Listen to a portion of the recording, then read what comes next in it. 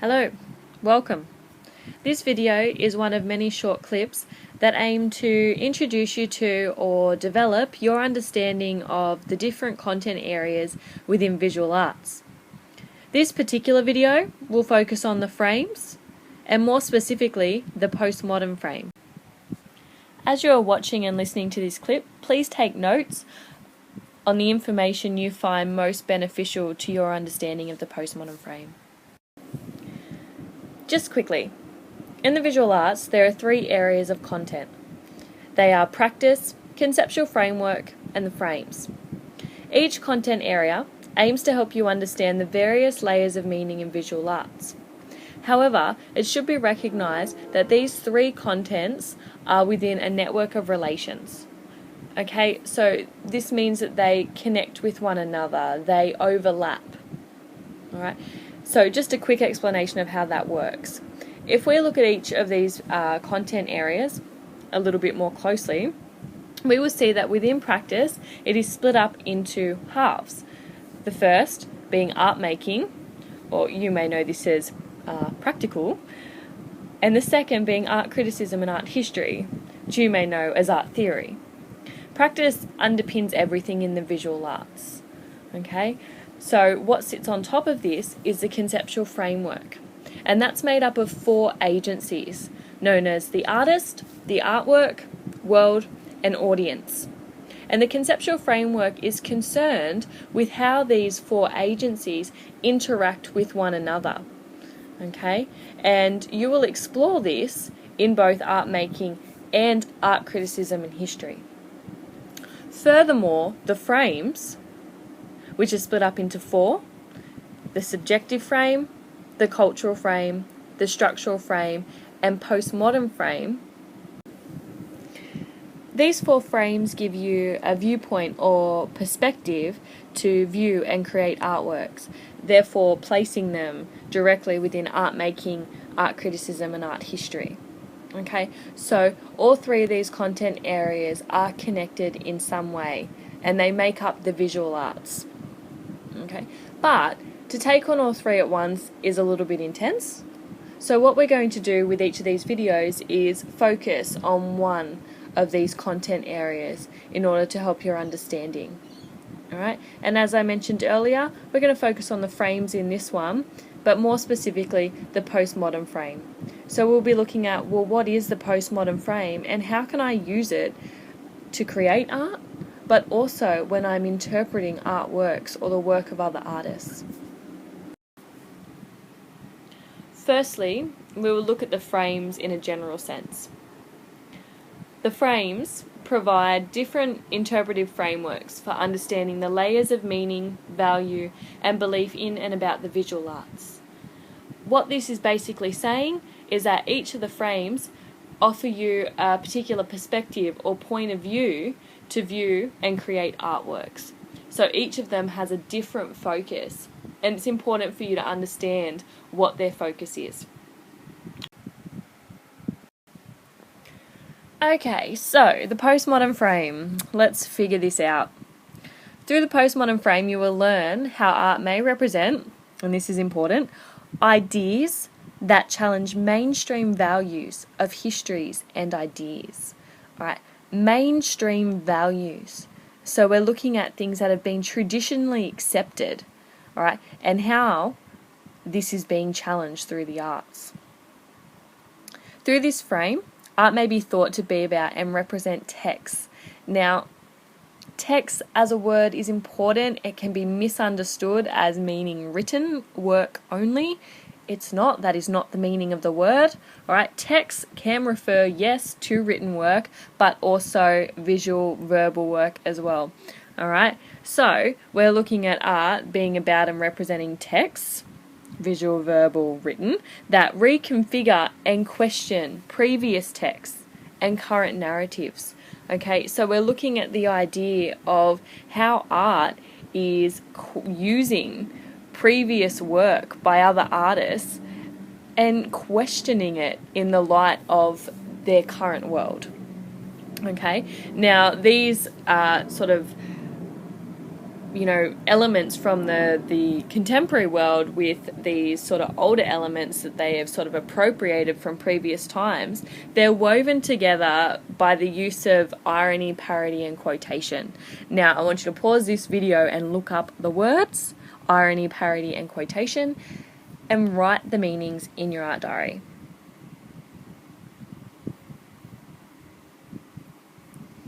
Okay, so in terms of the postmodern frame, or from this particular view, meaning is attained through critique. Okay, so artists who work from the postmodern frame standpoint are almost critiquing, ideas that have been traditionally accepted. Okay, so they're almost being smart, or smart Alex. And in doing so, they're attempting to expose patterns of authority, or the assumptions about mainstream values in the visual arts, So the idea of they're challenging what has been traditionally accepted in the visual arts, whether it be what materials you're allowed to use, what techniques you're allowed to use, what subject matter is a worthy subject matter.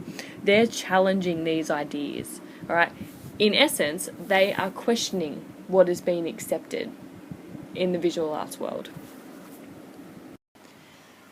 Some examples of artists who have challenged the mainstream values in visual arts include Claes Oldenburg, who challenges the mainstream by questioning what can be a worthy subject matter in art. He takes everyday objects and creates massive sculptures out of them, which cannot really be denied by the viewer. In doing so, he changes the original function of the object. Of course, we have Marcel Duchamp in here with his fountain, and the idea again of questioning what a valuable subject matter is, or what can be art if you change the context of an everyday object such as a urinal and put it in an art gallery. Does it become art? The Guerrilla Girls use appropriation to make their point, take a famous artwork and modify it, placing the gorilla mask over the head, and questions the sexist nature of the art world. We've got Banksy, who appropriates Manet's work by adding trolleys, a commentary on the contemporary world perhaps. And of course, Yoko Ono down in the bottom corner, playing her white chessboard, an artwork that requires audience participation in order for the meaning to be fully realized. Like Oldenburg, uses recognizable objects such as the chessboard, calling in the idea that people are aware of the rules of chess, and only once they begin to play realize how complex the white chessboard is, and how the meaning and original function of the object has been questioned or challenged. So, I mentioned earlier that the three content areas were connected. So what we're going to look at now is how the postmodern frame connects to practice. Firstly, we're going to focus on the relationship between the postmodern frame and your own art making. Okay, so in art making, you may recontextualize artworks and critique definitions of what art is.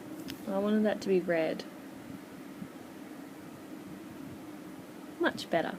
I want you to pause this video and look up the word recontextualize and write the meaning in your art diary, please.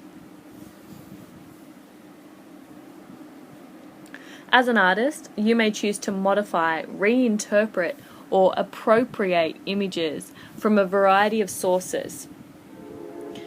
Again, pause this video, look up the word appropriate and write the meaning in your art diary.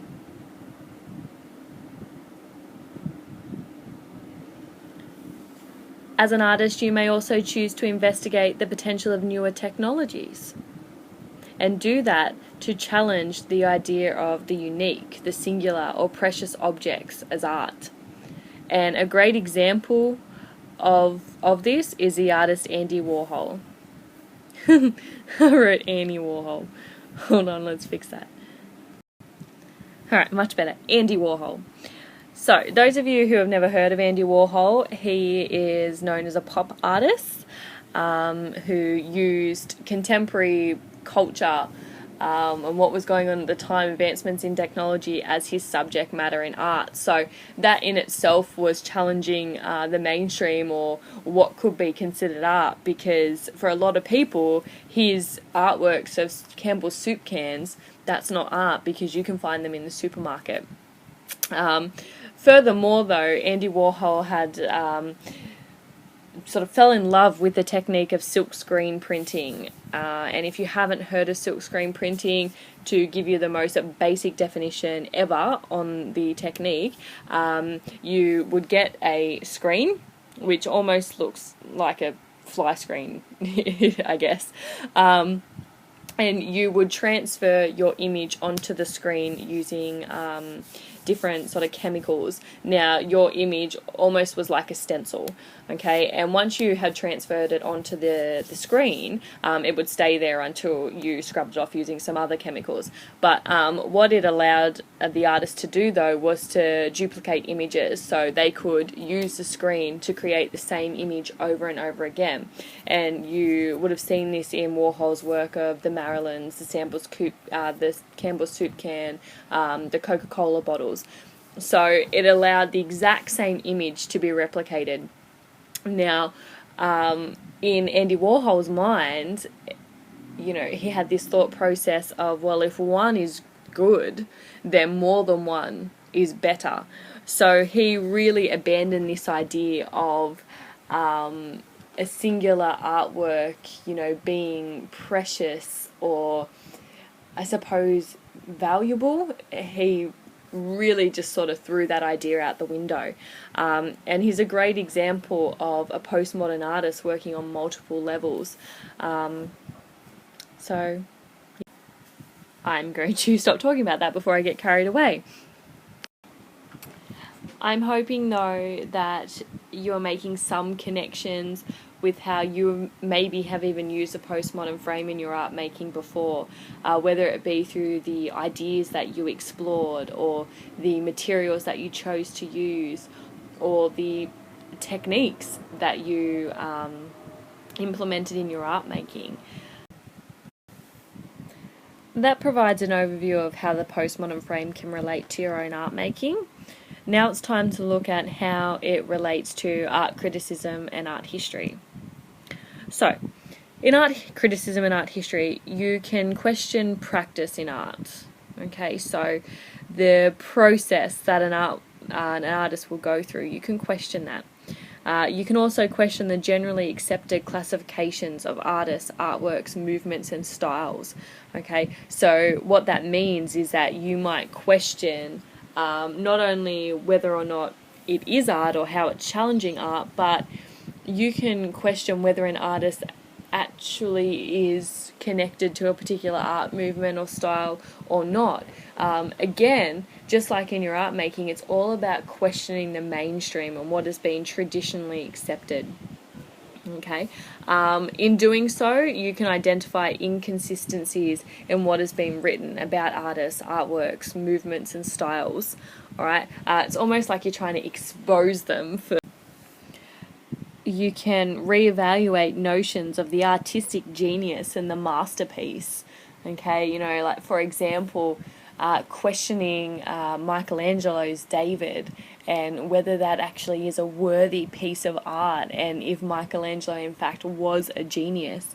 You can study the influences in order to reveal power relations, so the connection between different art movements and their styles and how they may have inspired artists, and uncover the different hidden assumptions about the value of art and why it has been valued across time.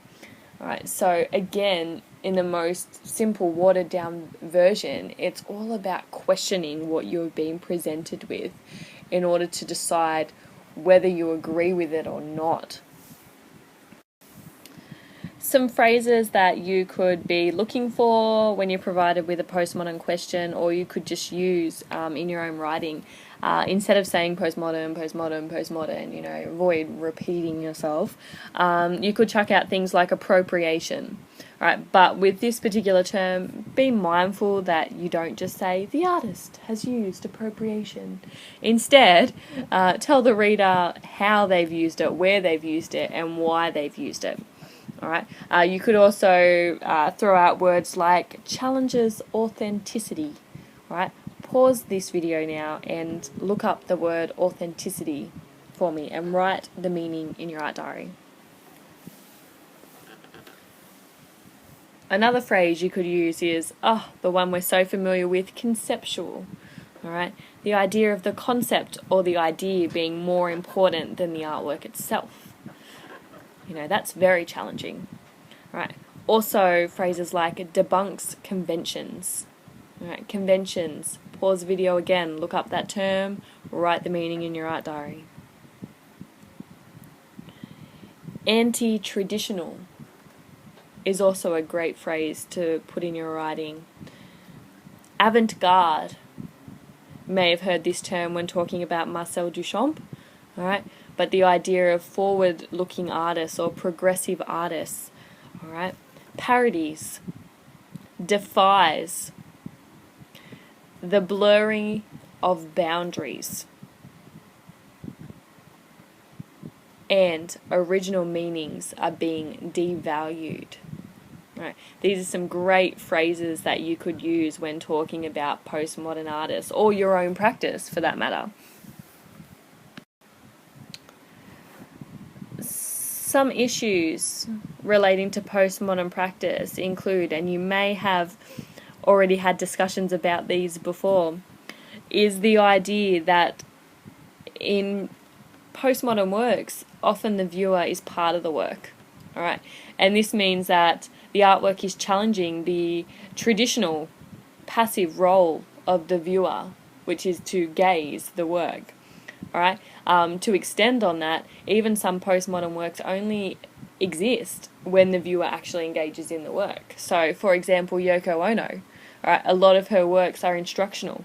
They require audience participation for a meaning to even be established. All right.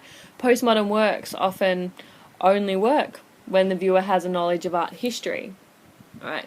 And the reason for this is because when the viewer sees the postmodern work, they can pick up the different clues and links to previous styles or art movements or the work of other artists.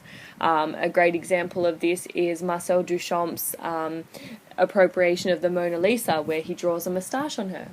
Okay, without art history knowledge, no one would recognise that famous Mona Lisa work and the fact that he's just basically vandalised it.